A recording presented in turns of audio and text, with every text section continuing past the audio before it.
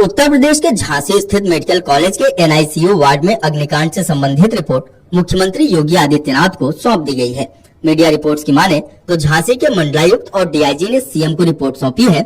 इस रिपोर्ट में आग लगने की वजह बताई गई है। मीडिया रिपोर्ट के अनुसार इस हत्याकांड की वजह इलेक्ट्रिकल एक्सीडेंट है। आपको बता दें कि झांसी के उच्चाधिकारियों को सीएम योगी को 12 घंटे के भीतर रिपोर्ट सौंपनी थी।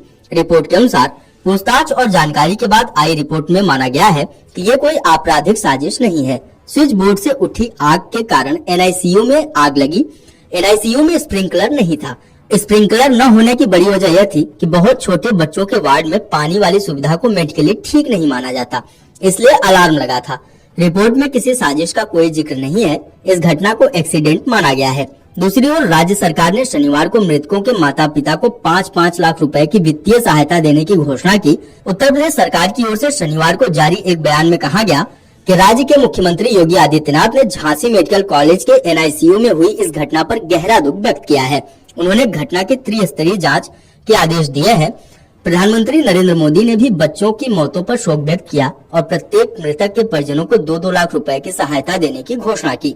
वहीं प्रयागराज के फूलपुर में शनिवार दोपहर एक चुनावी रैली को संबोधित करते हुए मुख्यमंत्री योगी आदित्यनाथ ने कहा कि झांसी मेडिकल कॉलेज के एनआईसीयू में शॉर्ट सर्किट के कारण आग लगी। आग से दर्दनाक त्रासदी हुई और 10 नवजात बच्चों की मौत हो गई। उन्होंने कहा कि यह सुनिश्चित करने के लिए कि अन्य बच्चों को बचाया जाए, हम राहत और बचाव प्रयासों का समन्वय करते रहे। हम पूरी रात जागते रहे और इसलिए यहाँ पहुँचने में देरी हुई। पुलिस और प्रशासन लगातार काम कर रहे हैं। आपको बता दें कि झांसी मेडिकल कॉलेज की एनआईसीयू में शुक्रवार शाम 5 बजे भी शॉर्ट सर्किट हुआ, लेकिन लापरवाही में नजरअंदाज कर दिया गया। इसका परिणाम यह हुआ कि रात करीब 10 बजे आग की चपेट में आने से 10 नवजात बच्चों की मौत हो गई।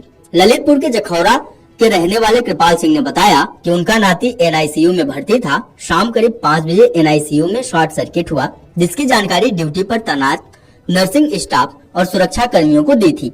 अफसोस की बात है किसी ने इसे गंभीरता से नहीं लिया। रात करीब 10 बजे फिर से शॉर्ट सर्किट हुआ और तेजी से आग लग गई। इससे ड्यूटी पर तैनात एक नर्स हल्की झुलस गई। उसने आवाज लगाते हुए कहा कि अंकल आग लग गई है, बच्चों को बाहर निकालो। उनकी बात सुनकर वह भी बच्चों को बाहर निकालने में लग गए। डिप्टी सीएम ब्रजेश पाठक ने अग्निकांड की त्रिस्तरीय जांच के आदेश दिए हैं।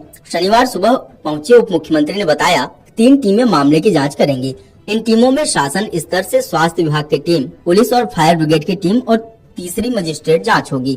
तीनों जांच का मुख्य बिंदु आग लगने की वजह का पता लगाना है। लापरवाही मिलने पर सख्त कार्रवाई की जाएगी। मंडलायुक्त विमल कुमार दुबे ने शनिवार को अग्निकांड की जांच शुरू कर दी है। ड्यूटी पर तैनात 9 डॉक्टर, नर्सिंग और पैरामेडिकल स्टाफ के बयान दर्ज किए गए। अब वो अपनी रिपोर्ट शासन को भेजेंगे। उसके आधार पर शासन स्तर से कार्रवाई की जाएगी।